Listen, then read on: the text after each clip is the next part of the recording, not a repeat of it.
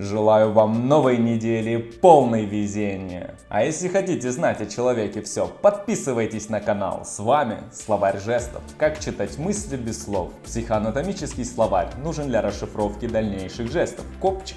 Энтузиазм. Энтузиазм – это энергия, способная быстро испариться в связи с резким снижением злодейки мотивации. Любопытная штука – этот генератор энтузиазма, которым завершается позвоночный столб. Впрочем, правда и то, что энтузиазм – это косвенная сублимация либидо. Это внезапное воодушевление, уносящее прочь последние остатки колебаний и топящее сомнения в потоке восторга или в бредовом тумане экзальтации.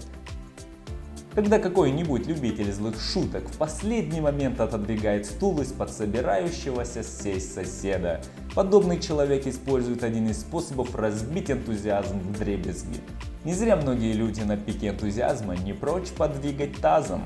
А пока вы делаете свои выводы, поставьте лайк, если хотите больше знать о людях и о человеке в целом. Завтра расскажу про колени и что они символизируют. Всех благ, дорогой зритель, научимся читать людей.